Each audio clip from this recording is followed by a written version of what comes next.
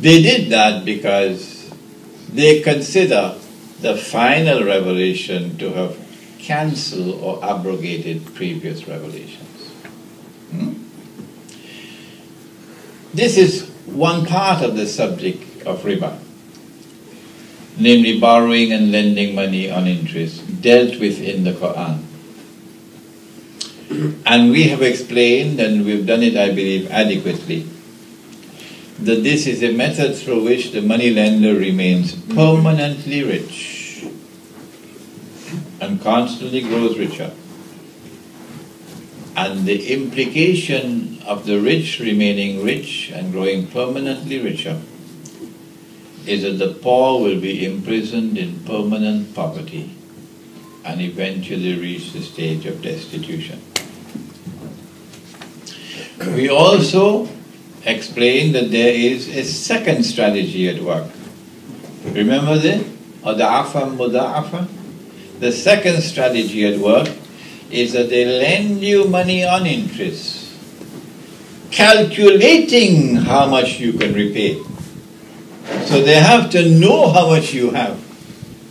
They have to know how much resources you have before they lend you money on interest. Because the reason why you are lending on interest to that man is because you want to trap him. What was the name of the book? Confessions of an Economic Hitman. Who wrote it? John Perkins. So you're not going to get that book and read it, because that is ada'afa muda'afa. But the Quran also spoke about something else in the economy of the Prophet Shu'aib alayhi salam, that there was riba in that economy and Allah destroyed them and gave a command, وَلَا تَبْخَسُوا النَّاسَ أَشْيَاءَهُمْ. Bakhs is to make little. وَشَرَوْهُ بِثَمَنٍ بَخْسٍ دَرَاهِمَ مَعْدُودَةٍ. Do not diminish. Do not diminish people's wealth, people's property, people's goods. وَلَا تَبْخَسُوا النَّاسَ أَشْيَاءَهُمْ.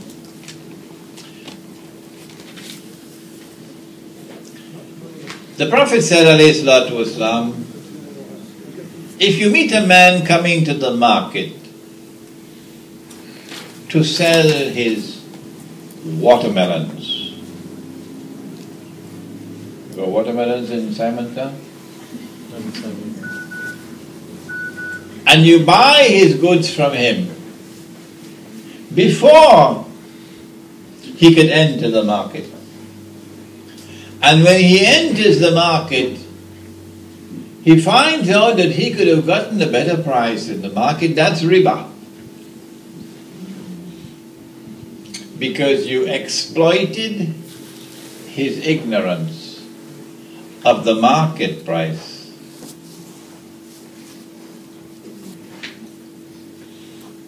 To get a profit or a gain greater than that to which you are justly entitled. That's the elegant way of saying it. The Americans say, you ripped him off. This is one of the ways that the bakhs takes place. وَلَا تَبْخَسُوا النَّاسَ أَشْيَاءَهُمْ. Do not diminish the value of people's labor, property, wealth. Bilal radiallahu ta'ala anhu came to the Prophet ﷺ and offered him some dates. Since you've been listening to my lectures, you're familiar with this. And the Prophet ﷺ said, Bilal, these are fine quality dates. You should read some of the commentary on this lecture on the internet. We can't understand. Yeah. Read some of it on the internet. I sometimes get a chance to get away from my wife and get the computer and take a look at it. She says that's his second wife. These are fine quality dates. Bilal, where did you get them? O Messenger of Allah, I had 2 kilograms, 2 sa'as, so let's use kilograms, of inferior quality dates. And I exchanged them for this 1 kilogram of superior quality dates. If the 2 kilograms of inferior quality dates were worth 25 your money is called? Rands. 25 rands each, okay? So the 2 kilograms would be worth 50 rands? 25 by 2 is 50? Is it? Right, good. So the 1 kilogram of the superior quality dates is worth 50 rands.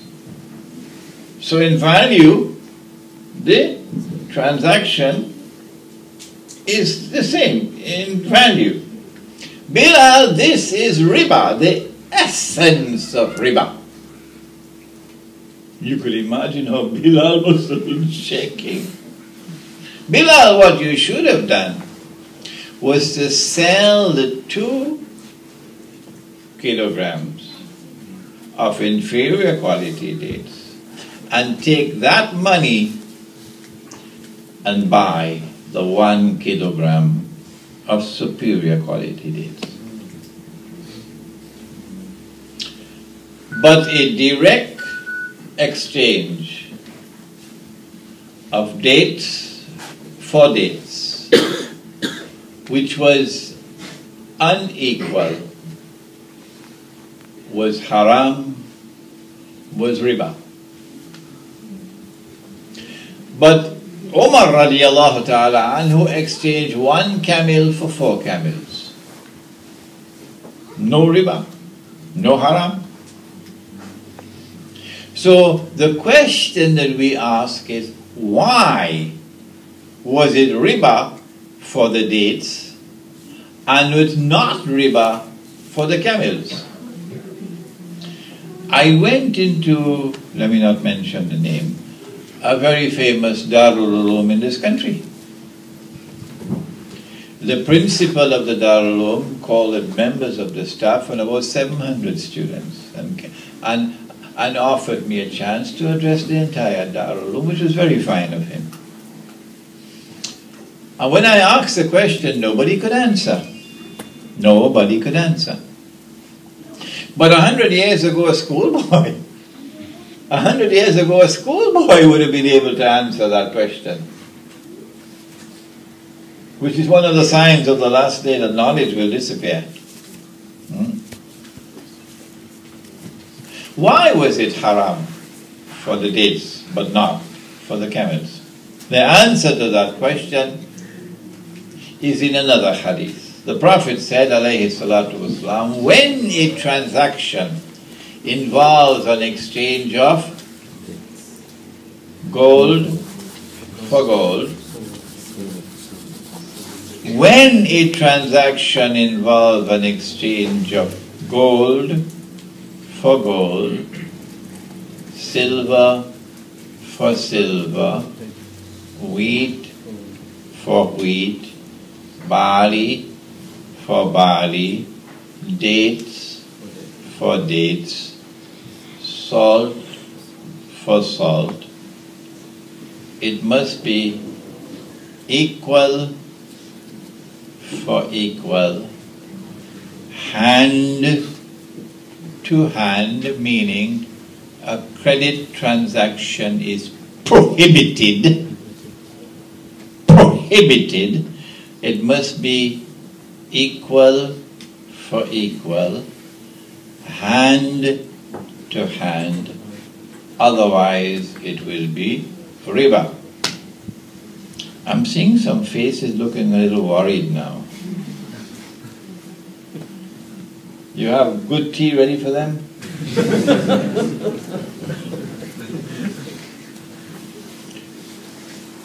It's really not so difficult. What is common to all these 6? What is common to all these six? Answer: they were all used as money in the market in Medina. If gold and silver were in short supply, gold meaning the gold dinar, silver meaning the silver dirham.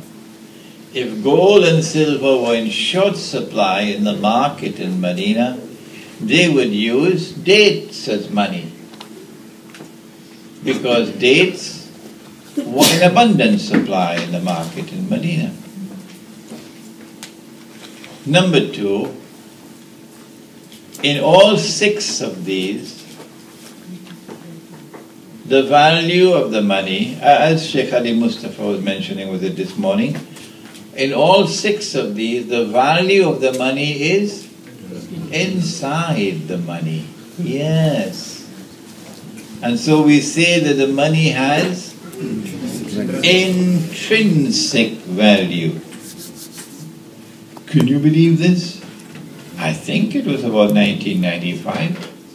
And I heard with my own ears Dr. Muhammad Mahathir declaring, money has no intrinsic value. I lived long enough to see him eat his words. Money has no intrinsic value, he said. And Prime Minister of the country. Yeah? In all six of these, they were used as money. In all six of these, the value of the money was in the money. In all six of these, the value was created by Allah, ab novo, from nothing. Only He and no one else but Him. You should tell this to Washington for me, please. Only He and none but Him is Badi'u Samawati wal Ard. Khaliq is He who creates. Fatir is He who creates from point of origin. And Badi' is He who creates from nothing. From nothing. Ab novo, as they say in Latin. So in all six of these, number one, you have money. Number two, you have intrinsic money. You have money whose value was created by Allah. From nothing. That money, that value can fluctuate. Of course it can. Because He can produce, He can send more, or He can withdraw, and there will be less. If there is greater supply than demand, then the value will be less. And if there is greater demand than supply, the value will be more. A man came to the Prophet ﷺ and said, O Messenger of Allah, prices are too high.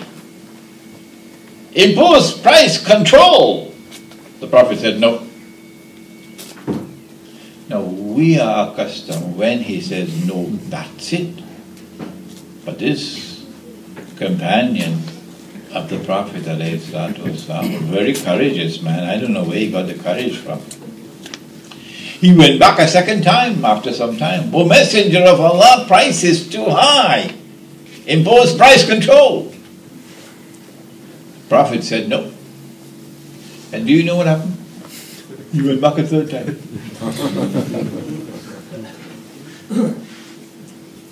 So it must have been really high. And again the Prophet said no. Because Islam gives to the world nothing more than this. Nothing more than this. A free and a fair market.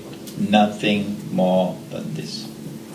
There is no advantage for the Muslim over the non-Muslim, not in our market. No.